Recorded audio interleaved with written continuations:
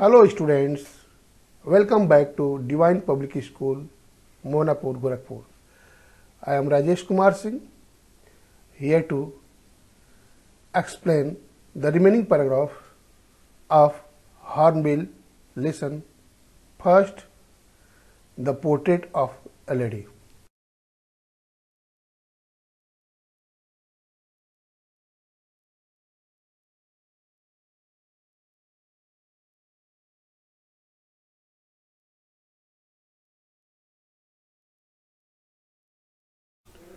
When my parents were comfortably settled in the city, they sent for us. That was a turning point in our friendship. Although we shared the same room, my grandmother no longer came to school with me. I used to go to an English school in a motor bus. There were no dogs in the streets, and she took to feeding sparrows in the courtyard of our city house. Paragraph 5. When the parents of the author became well settled in the city, they called them, that is, the author and his grandmother, there also. It was a very important moment in terms of their friendship. Although they lived in the same room, the grandmother never came to school with him. Now the author went to school by bus. As there were no dogs in the states, she changed her intention to feed from dogs to sparrows in the courtyard of their city house.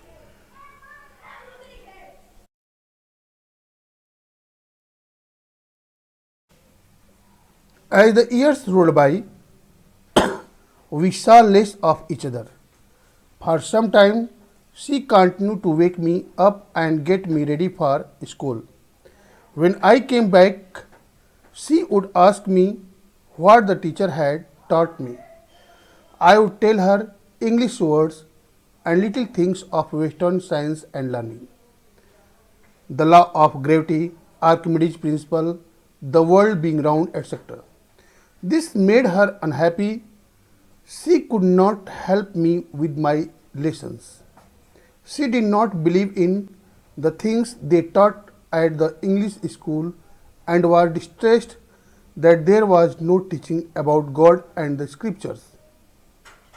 One day, I announced that we were being given music lessons. She was very disturbed. To her, music had lewd association. It was the monopoly of harlots and beggars and not meant for gentlefolk. She said nothing, but her silence meant disapproval. She rarely talked to me after that. Next. As the year passed by, their meeting became less. For some time, the grandmother waked the authors as usual and made him ready for the school.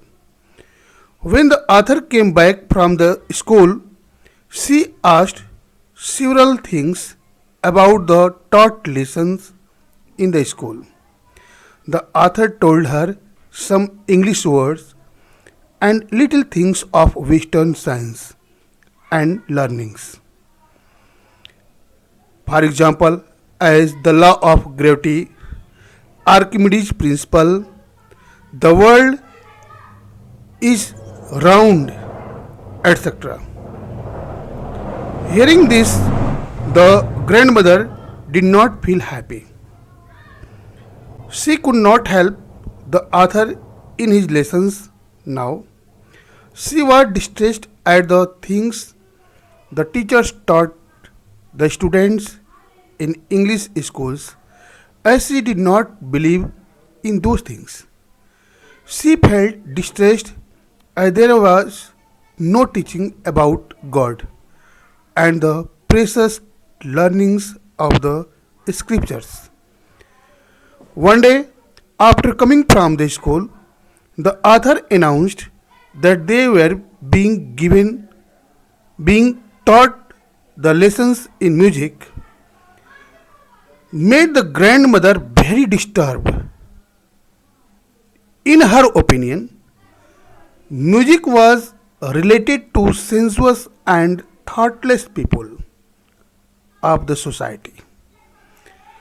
It was the only and utmost profession of the beggars, harlots, and prostitutes, not for the gentle and honorable people.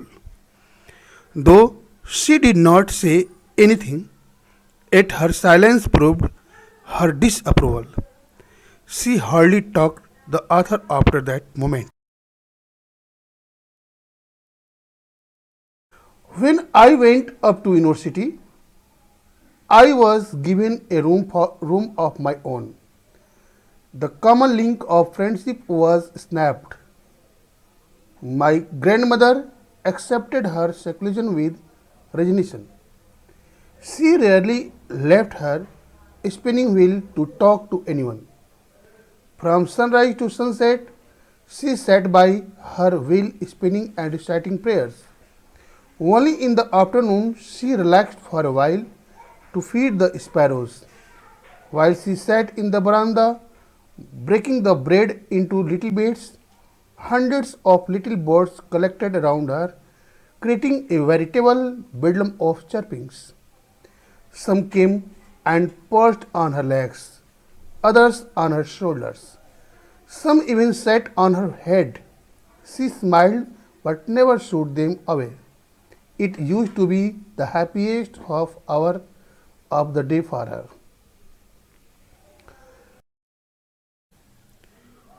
When the author reached up to the graduation classes, he was provided a separate room for his own studies. The common link of friendship was broken now. The grandmother accepted the solitude and loneliness of the city with utmost willingness. Now she hardly left her spinning wheel to talk with anyone. From dawn to dusk, that is, from very early morning to till evening, she sat by the wheel, spinning and reciting the song of prayers. Only in the afternoon, she took relax for a while to feed the birds, sparrows. While she sat in the veranda, breaking the breads in little bits, thousands of little birds collected around her, making the place noisy with their happy chirpings. Some of them came and sat on her legs, others on her shoulders, some even on her head also. She had developed such intimacy with them that she smiled but never made them fly away. It used to be the happiest half hour of the day for her.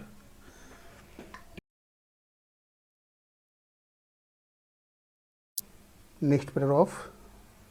When I decided to go abroad for further studies, I was sure my grandmother would be upset. I would be away for 5 years, and at her age, one could never tell. But my grandmother could. She was not even sentimental. She came to leave me at the railway station but did not talk or show any emotion. Her lips moved in prayer. Her mind was lost in prayer. Her fingers were busy telling the beads of her rosary. Silently she forehead, kissed my forehead, and when I left, I cherished the moist imprint as perhaps the last sign of physical contact between us. When the author decided to go foreign country for the further studies, he was sure that the grandmother would be disturbed. The author was going abroad for 5 years. Thus, the time of departure was sadistic for him, as he could hardly expect to see his dear grandmother after coming back from the due, abroad due to her overage. But the grandmother could expect the meeting and was very positive at that time, as she was not emotional. She came to leave him at the railway station, but she did not talk or show any weak emotion. Her lips were busy in prayer, and the mind was lost in prayer also. Her fingers were busy telling the beads of her rosary.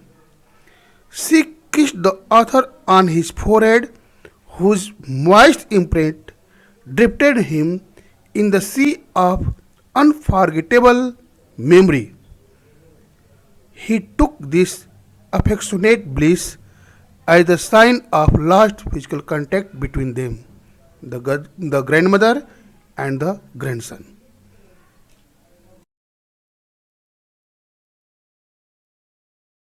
But that was not so.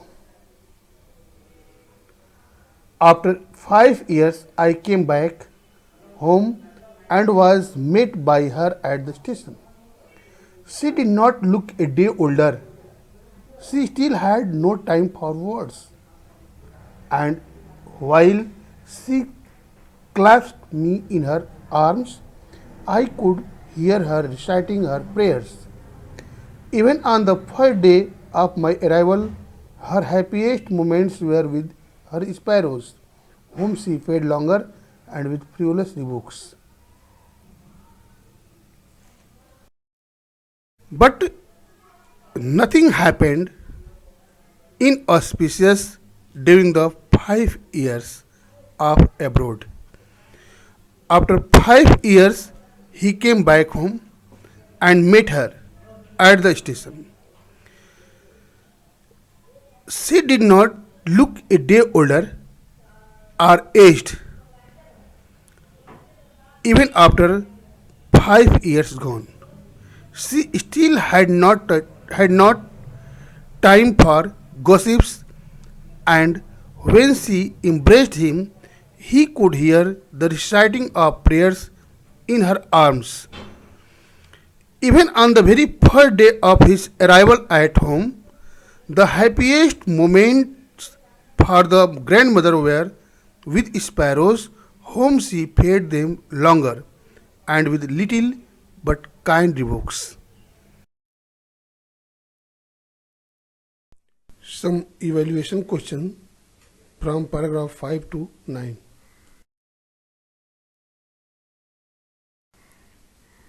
What was the turning point in their friendship? Question number second. Why was the grandmother not satisfied with the English school of the city?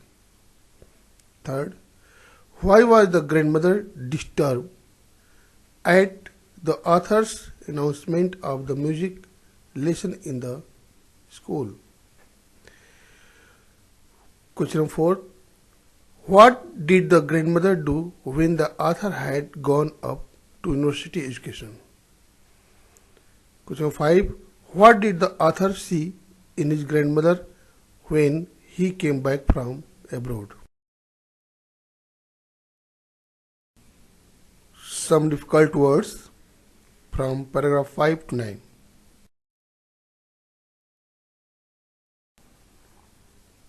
Turning point means time of big change. Rolled by, that is passed by. Scriptures, weak volume of religious books. Lewd means people of bad character or lecherous people. Veritable means like. Bedlam, noisy place or a noisy situation. Paragraph 10, page number 5. In the evening, a change came over her. She did not pray. She collected the women of the neighborhood, got an old drum, and started to sing. For several hours, she thumped the sagging skins of the dilapidated drum and sang of the homecoming of warriors. We had to persuade her to stop to avoid overstraining. That was the first time since I had known her that she did not pray.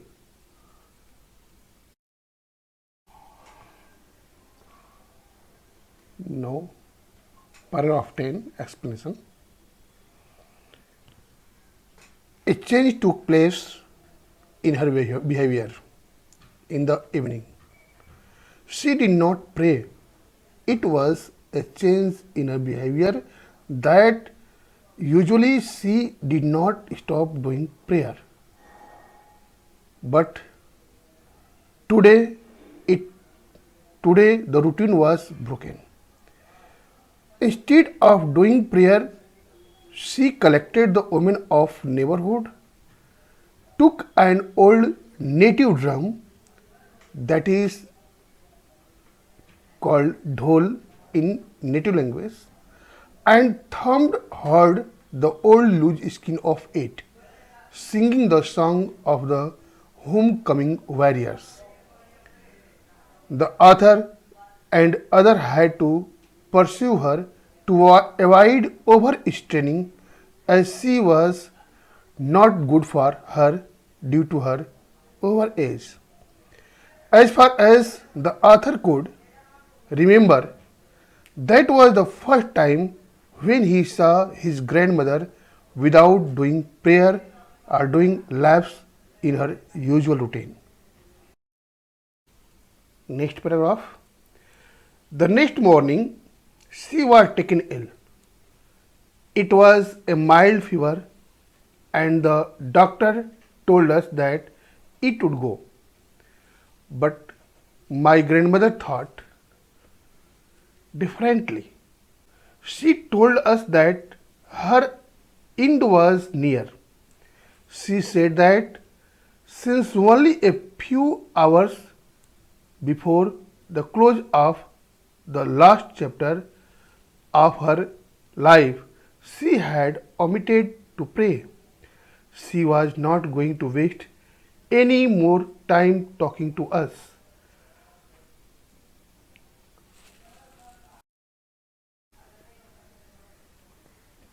After that evening, the grandmother caught ill in the morning because of her extreme exertion on her mind while thumping the old drum.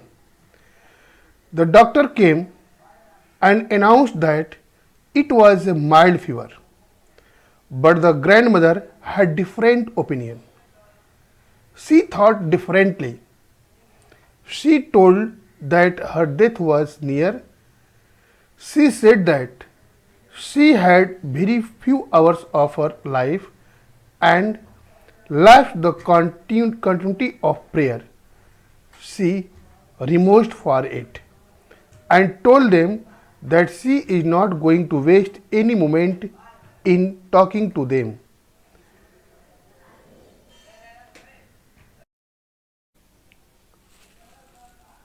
We protested, but she ignored our protests. She lay peacefully in bed, praying and telling her beads. Even before we could suspect, her lips stopped moving and the rosary fell from her lifeless fingers. A peaceful pallor spread on her face, and we knew that she was dead.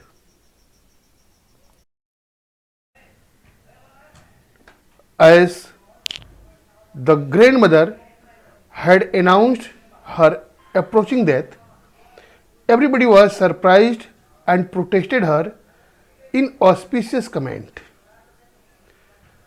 But she was certain about her opinion,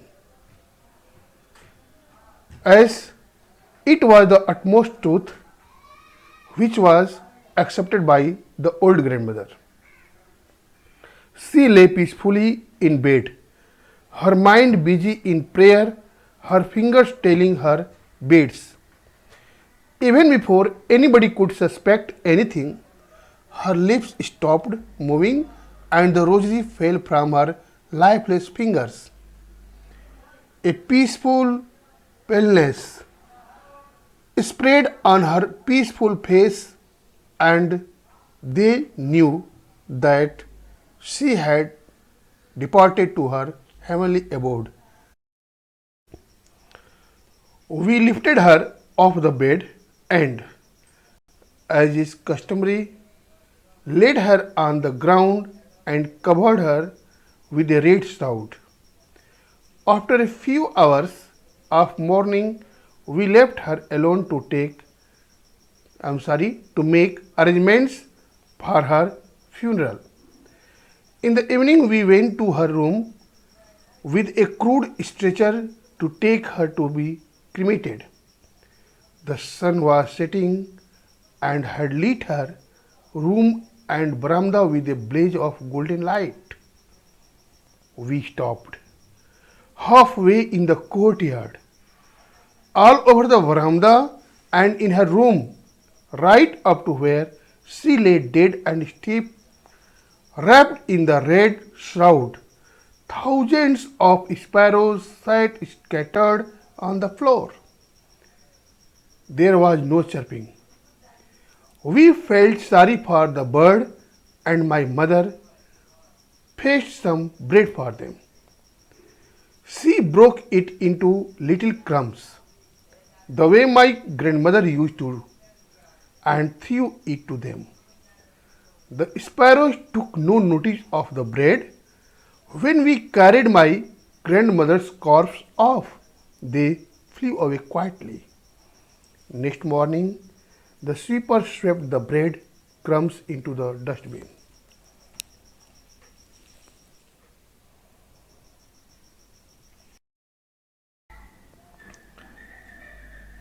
This last paragraph of the chapter can be considered as the very gist of the lesson. It acquaints us to the feeling of love, regard to the feeling, tenderness, and self-respect present in the birds and other animals. As according to custom, Arthur and others lifted the grandmother from her bed, laid her on the ground, and covered her with a red shroud. After a few hours of mourning and lamentation, they left her alone for doing the other arrangement of her funeral. As it is customary, and it is the utmost truth that nobody can continue lament for a long time for the departed soul. People get tired and again busy doing the other work. In the evening, they, that is, the author and other family member and kinsmen, went to her room with a crude stretcher to take her to be cremated. The setting sun of the evening had lit her room and the veranda with a blaze of golden light. They stopped halfway in the courtyard. In her room, all over the veranda, and in her room, where the grandmother lay dead and stiff, covered in the red shroud, thousands of sparrows sat scattered on the floor. It was an unusual strange that there was no chirping.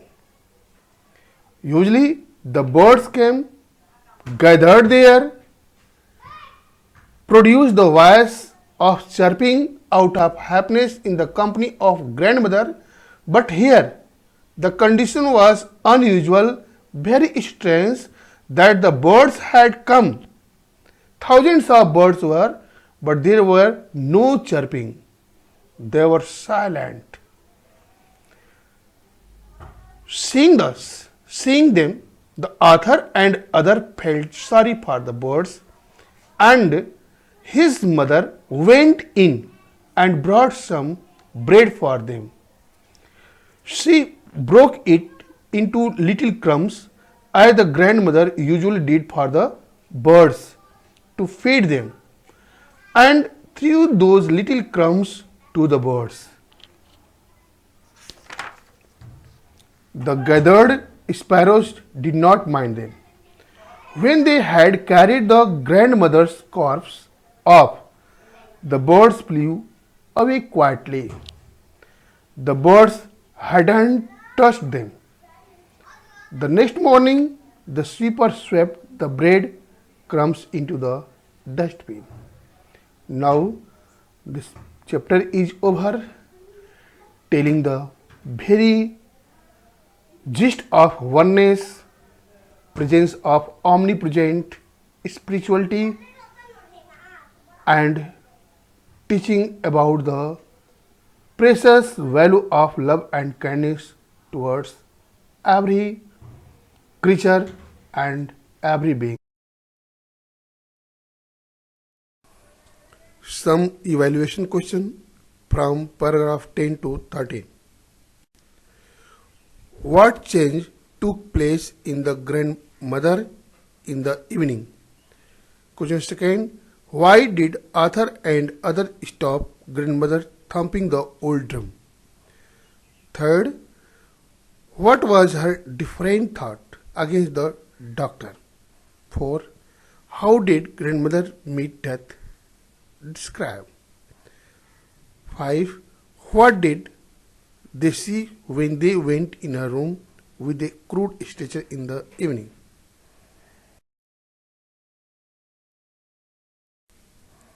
Some difficult words from paragraph 10 to 13.